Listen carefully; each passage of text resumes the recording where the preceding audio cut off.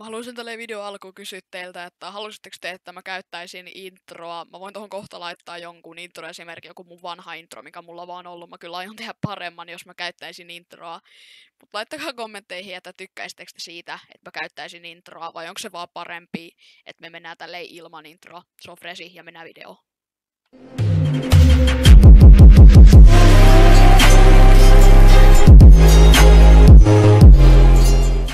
Moro vaan kaikille, mä oon Freshi ja tänään mä teen uuden videon ja tää on top 5 parhaat laitteet Särkänniemessä ja mä lupaan ensi kerralla se tulee se tykkimäki, sitäkin oli pyydetty kommenteissa. Mutta tämän videon kanssa mulla oli pieniä ongelmia, nimittäin nythän Särkkiin kaikki tietää, että tuli uudet laitteet X, Hype ja kai Haivoltake, kohdatkaa mä kommenteissa, jos ei se tullut nyt, mutta mun mielestä Haivoltake.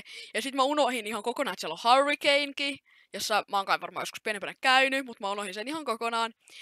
Ja mä mietin silleen, että miten mä saan 5 laitetta mahutettua tähän videoon, kun siellä on kaikki tornaadot, te tiedätte nämä kaikki muut laitteet, mitä siellä on, siellä on trompit ja muut, niin mä en tiedä, miten mä saisin mahutettua.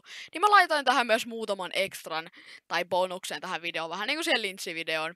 Anteeksi teiltä, ei käytännössä ole top 5, mä olisin voinut tehdä top 10, mutta sit se ei olisi ollut samalla niin kuin ne muut, kun ne kaikki muut on ollut top 5. Niin mä pidän tän top 5, niin laitan tähän vaan muutaman bonuksen. Mutta tämän videon kanssa mulla oli oikeasti hankalaa, että mä löytäisin ne oikeat laitteet. Mutta mä toivon, että mä laitoin tähän omasta mielestä ja monien muiden mielestä ne parhaat laitteet. Ja jos joku ei pidä näistä laitteista, niin tää on nyt vaan niinku, vähän niinku mun mielipide. Mutta mennään varmaan vaan suoraan videon pariin.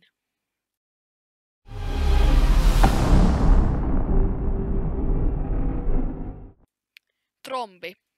Oletko koskaan halunnut osata lentää? Trombin kyydissä voit saada autenttisen kokemuksen. Matkustajat ajavat vuoristoradan läpi vatsa alaspäin, joten kyyti on melkein niin kuin oikeasti lentäisi. Pari kertaa kierrätetään myös selän kautta ympäri. Hui. Vähimmäispituus 140 senttimetriä. Ja mä oon itse käynyt Trombissa.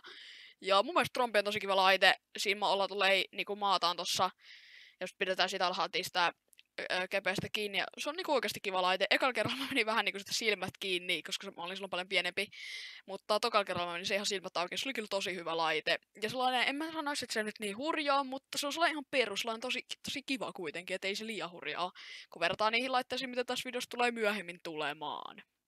Eli se on Trombi, ja mennään suoraan seuraavaan kohtaan.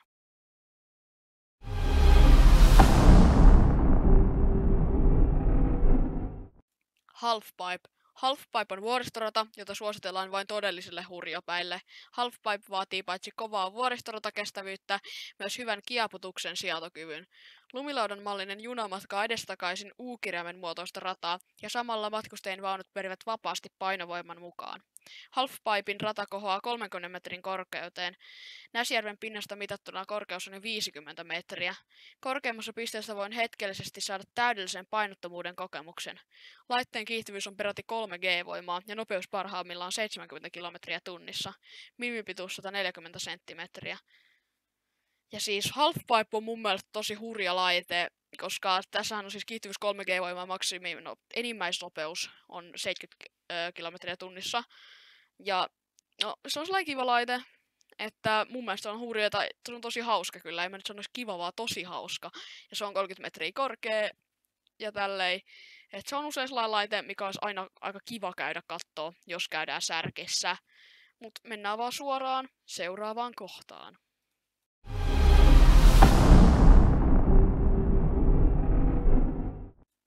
X. Tämä laite on takuuvarma extreme-kokemus.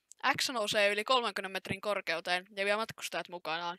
Järisyttävän määrätietoisesti X kiepahtaa ajon aikana useampaan kertaan täyden kierroksen ja kääntää samalla matkustajat korkeuksissa pää alaspäin. Vauhti kiihtyy jopa 4,7 G:n voimalla lähes 80 kilometrin tuntinopeuteen. Uskallatko sinä kokea X:n mahdin?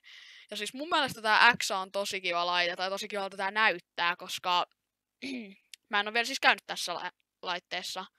Ja siis mä ehkä sanoin jossain kohtaa tätä videota, että X tuli vuonna 2017, mutta siis X tuli 2016 jo. Mä korjaan nyt sen, että siis X ei tullut 2017, kun Hype tuli nyt ainakin.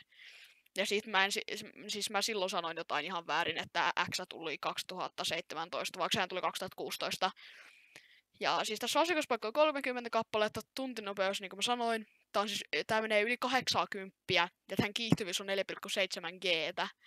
Ja tää siis käy yli 30 metrissä ja tää on tosi hurja laite verrattuna Powerparkin Typhooniin, niin tää on paljon enemmän. Tää on vielä paljon parempi. Tai en tiedä sanoinko parempi, paljon kovempi laite. Kyllä tää varmaan voi olla parempi, koska tää menee ympäri sieltä, niin tää on aika paljon hurjempi. Tää pitää sitten jossain koska käydä testaamassa. Mut mennään seuraavan laitteen pariin.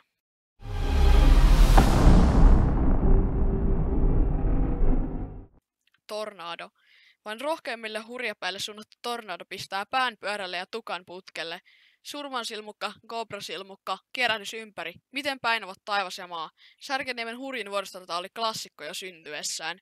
Riippurakenteisen vuoristoradan vauhti on nopeimmillaan 75 kilometriä tunnissa, ja yksi ajo kestää peräti 40 sekuntia, jos nousua ei lasketa mukaan. Uskallatko kokea elämäsi vuoristorata-ajon? Vähimmäispituus 140 senttimetriä. Ja siis näitä on 2 junaa, punainen ja keltainen. Niissä on 24 paikkaa per juna. Sitten tää ajon kesto on siis 40 sekuntia, plus se alkumatka, niin eikö se ole joku... Mä en ole ihan varma sen pituudesta, mutta se on just joku 100 sekuntia. Korkeus 25 metriä ja radan pituus 700 metriä ja se enimmäisnopeus on 75 kilometriä tunnissa. Ja mä en ole itse tässä käynyt, mutta tää on kuulemma tosi hurja ja tosi hyvä laite. Ja pitäisi varmaan joskus taas testata. Mennään suoraan vaan ykkössijan pariin.